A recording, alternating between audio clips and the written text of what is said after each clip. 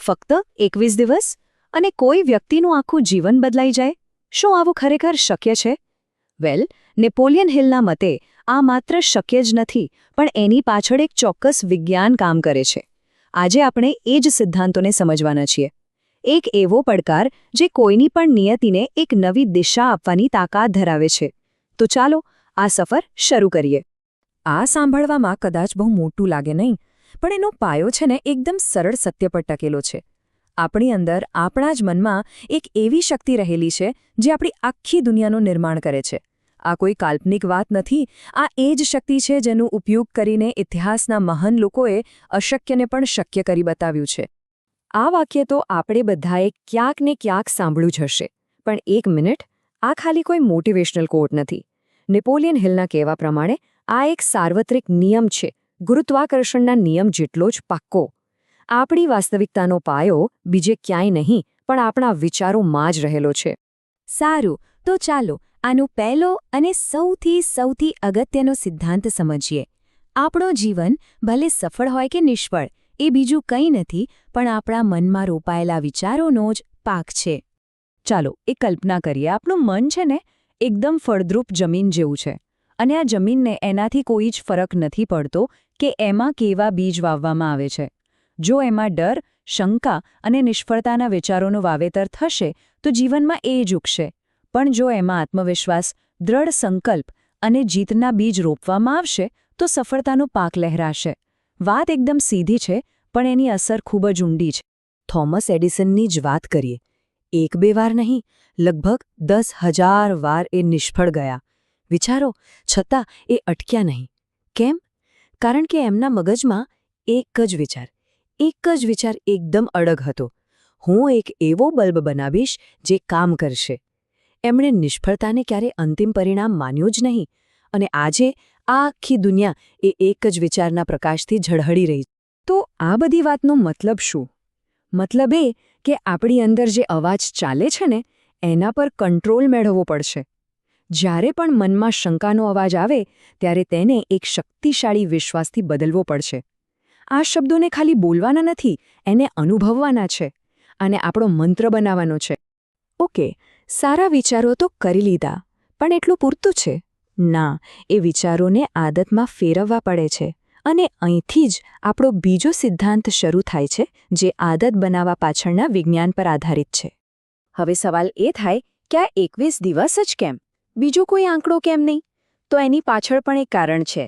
1960ના દાયકામાં doctor Maxwell માલ્ટ્સ નામના એક સર્જને જોયું કે એમના દર્દીઓને કોઈ સર્જરી પછી પોતાના નવા દેખાવ સાથે માનસિક રીતે એડજસ્ટ થવામાં ઓછામાં ઓછા 21 દિવસ તો લાગતા જ હતા.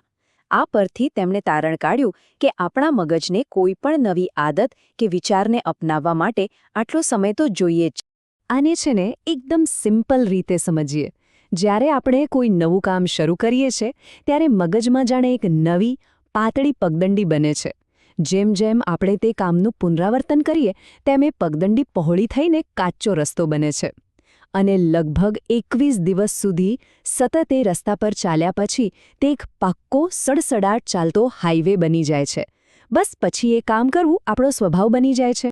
પણ એક વાત યાદ રાખવા જેવી છે, આ સફર કોઈ સીધી લીટી જેવી નથી હોતી.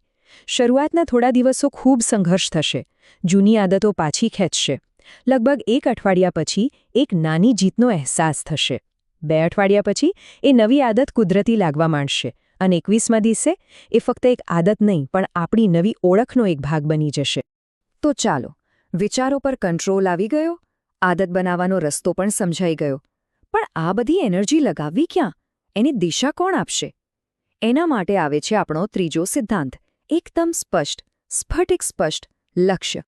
ચાલો એક ક્ષણ માટે અટકીને વિચારીએ, જીવનમાં ખરેખર જોઈએ છે શું? અને જવાબ એવો નહીં કે મારે પૈસાદાર બનવું છે કે મારે ખુશ રહેવું છે. આ તો ગોળ જવાબો થયા. આપણને જોઈએ ચોકસાઈ, એકદમ સ્પષ્ટ અને માપી શકાય એવું લક્ષ્ય. જો ગોળ લક્ષ્ય રાખવું એ તો જાણે ધુમ્મસમાં ગાડી ચલાવવા જેવું છે. ક્યાં પહોંચીશું એની કોઈ ગેરંટી નહીં. પણ જ્યારે લક્ષ્ય સ્પષ્ટ હોય, લખેલું હોય અને એની કોઈ સમય મર્યાદા હોય, ત્યારે મગજને જાણે એક GPS જેવી દિશા મળી જાય છે. એક વાત યાદ રાખજો, જો આપણું પોતાનું કોઈ સ્પષ્ટ લક્ષ્ય નહીં હોય તો આપણે અજાણતામાં બીજા કોઈના લક્ષ્યને પૂરું કરવા માટે કામ કરી રહ્યા હોઈશું. તો કરવાનું શું છે? આજથી જ આટલું કરવાનું શરૂ કરી શકાય. જે મુખ્ય લક્ષ્ય છે એને એક કાગળ પર સ્પષ્ટ શબ્દોમાં લખી નાખો અને પછી આ 3 પગલાંનું પાલન કરો. આ કોઈ જાદુ નથી. આ તો આપણા લક્ષ્યને જાગૃત મનમાંથી અર્ધજાગૃત મનમાં ઉતારવાની એક વૈજ્ઞાનિક પ્રક્રિયા છે અને અસલી શક્તિ તો ત્યાં જ છુપાયેલી છે. ઓકે, તો લક્ષ્ય પાક્કું, પણ ત્યાં સુધી પહોંચવા માટે કંઈક તો જોઈશે ને, કોઈ ઓજાર.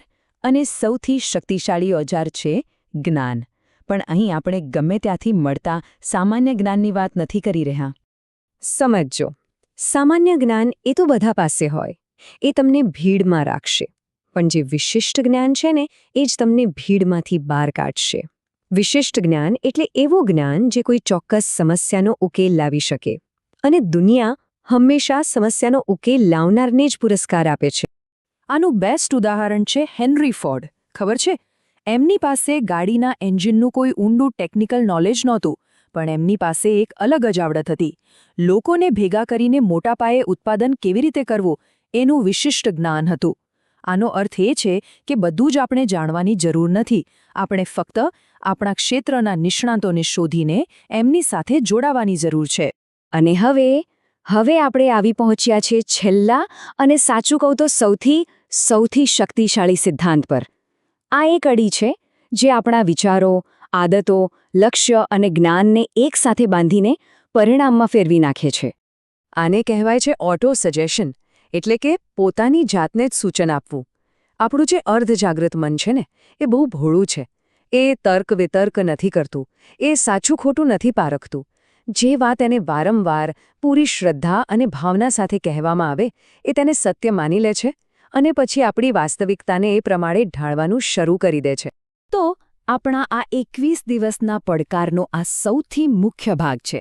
જે લક્ષ્ય લખ્યું છે એને પકડો અને એને વર્તમાન કાળમાં ફેરવી નાખો, જાણે કે એ અત્યારે જ સાચું હોય. જો લક્ષ્ય એક સફળ ઉદ્યોગ સાહસિક બનવાનું હોય તો આ વાક્યને વારંવાર પૂરા વિશ્વાસ સાથે પુનરાવર્તિત કરો.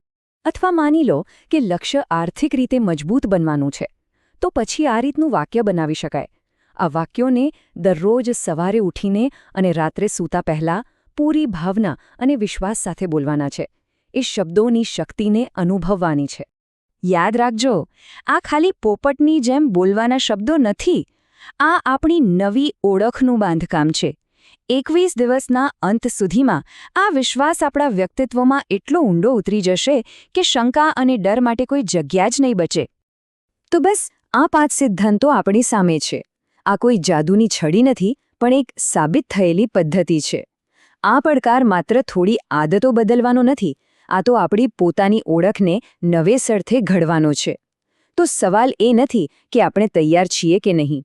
અસલી સવાલ એ છે કે આજથી 21 દિવસ પછી આપણે કઈ નવી વ્યક્તિ તરીકે ઉભરી આવવા માંગીએ છીએ. આ નિર્ણય હવે આપણો છે.